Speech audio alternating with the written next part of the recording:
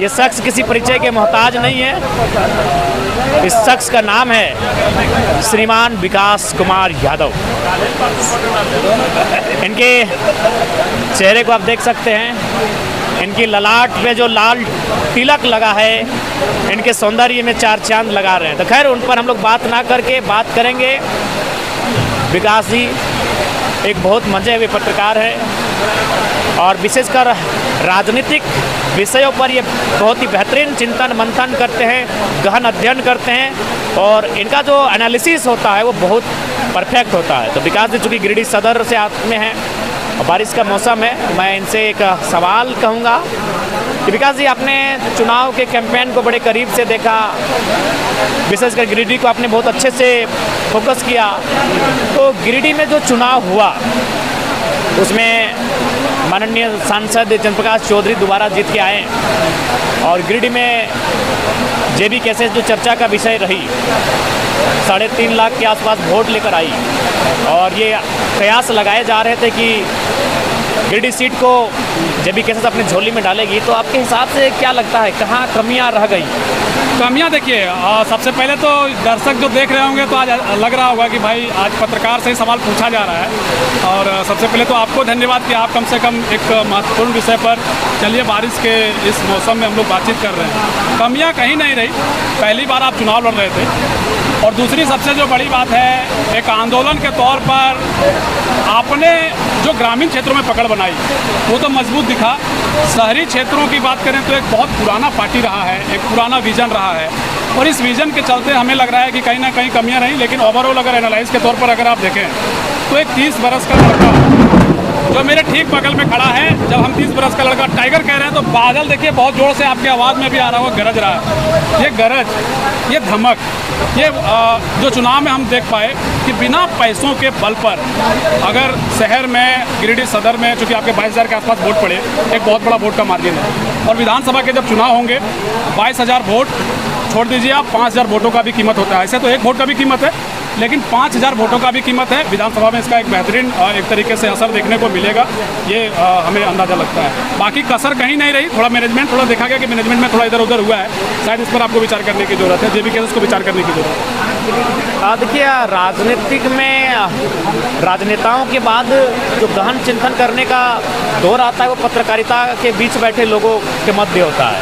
पत्रकारिता के कार्य में लगे लोग बहुत बेहतर चिंतन करते हैं। तो आपके हिसाब से, चूँकि आप भी अपने साथियों के साथ, आपकी जो टीम है उनके साथ अभी कभी टेलीफोनिक बात करते होंगे या फिर कभी शाम को या फिर किसी चाय की चुस्की के साथ जब बैठते हैं तो क्या ये चर्चाएं क्या होती हैं?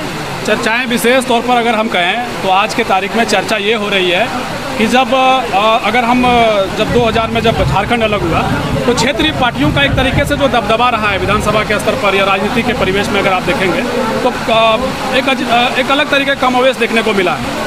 अगर कुछ महीने पहले की बात कर लें, जब जेबीएम बाबूलाल मरांडी की जब पार्टी थी, जब भाजपा में विलय कर गई, तो क्षेत्रीय पार्टी या यूँ कह लीजिए कि तीसरे विकल्प के तौर पर जनता तलाश नहीं कर पा रही है। हालांकि आप अपने स्पीच में लगातार कहें कि हमारे पास विकल्प नहीं होने की वजह से मजबूरी में वोट करते हैं। तो चर्चा ये हो रही है कि कम से कम ठीक है, अगर ये हमें अच्छा नहीं लग रहा है, दूसरा भी कैंडिडेट हमें अच्छा नहीं लग रहा है, तो कम से कम तीसरा विकल्प हो, इसका एक खाका तैयार करने का प्रयास अगर कोई करता है, क्योंकि ये बहुत चैलेंजिंग विषय होता है। अगर आप ये कर रहे हैं तो नो डाउट कि आप अपने कैरियर को दांव पर लगा के कर रहे हैं, अपने पूरी ज़िंदगी को दांव पर लगा के कर रहे हैं। इसमें कामयाबी मिलेगी नहीं मिलेगी, चूँकि आप पूरे सामाजिक तौर पर करते हैं। ये सामाजिक संरचना का जो ढांचा है, अगर इसे कोई स्थापित करता है तो समाज के जो अंतिम पायदान के लोग होते हैं उनको एक मौका मिलता है कि हम भाई तीसरे व्यक्ति को वोट कर सकते हैं। तो ये जो अवसर है, ये चर्चा होने लगी है और ये चर्चा की ज़रूरत झारखंड में पहले से ही होनी चाहिए थी। क्योंकि अब 24 बरस गुजर गए हैं, तो 24 बरस के बाद अगर ये अवसर मिला है आपके माध्यम से, ये बहुत बड़ा अवसर और इस अवसर की चर्चा जन जन तक हो रही है और हमें लग रहा है बहुत अच्छी चर्चा है, शानदार चर्चा है। और इसीलिए तो पूरे पत्रकारिता जगत की बात कर रहे हैं हम लोग।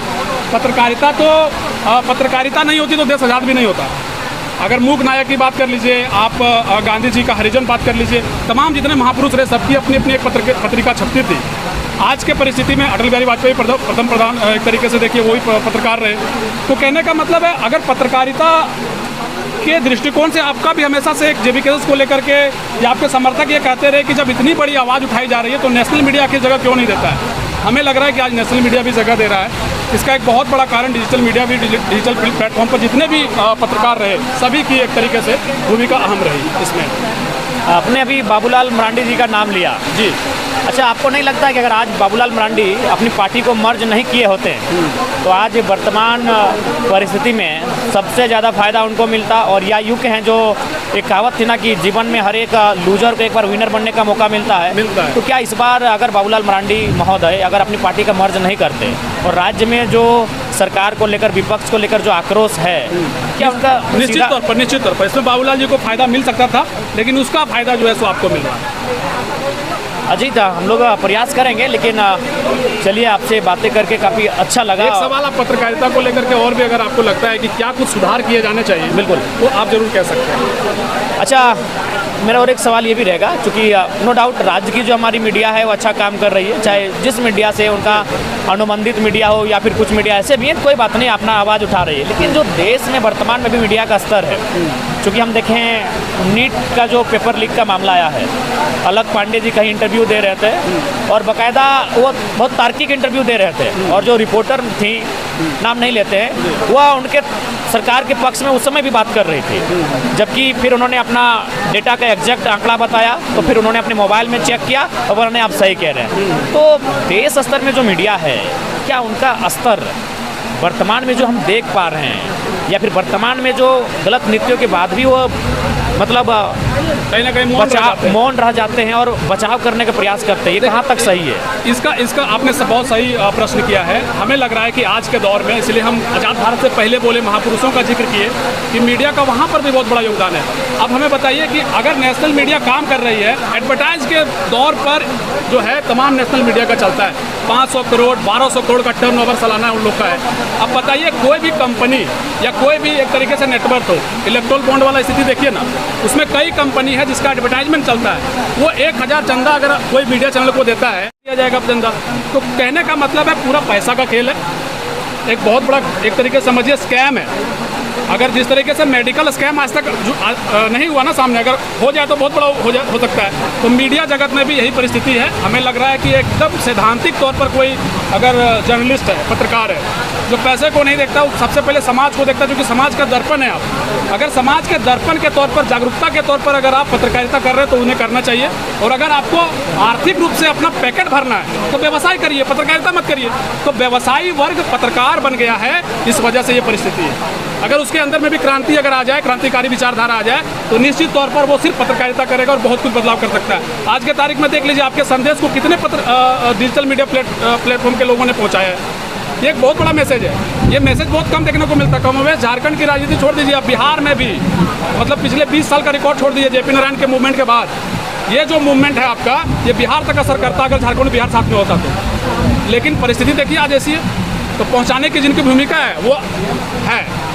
चोर तो हर जगह है साहब, आप किनको डिनाई कर सकते हैं? नहीं, आपने इसका मतलब है कि हम लोग जो पढ़ते थे कि literature is the mirror of society, तो हम ये भी कह सकते हैं कि media is the mirror of society. बिल्कुल, नो डाउट कि अगर मीडिया सही चीज़ों को दिखाएगी अपने चैनल के माध्यम से अपने, तो मुझे लगता है वो मिरर का काम करेगी। तो हम एक लाइन आज के डेट में ऐड कर सकते हैं कि literature is the mirror of society and also media is the mirror of society.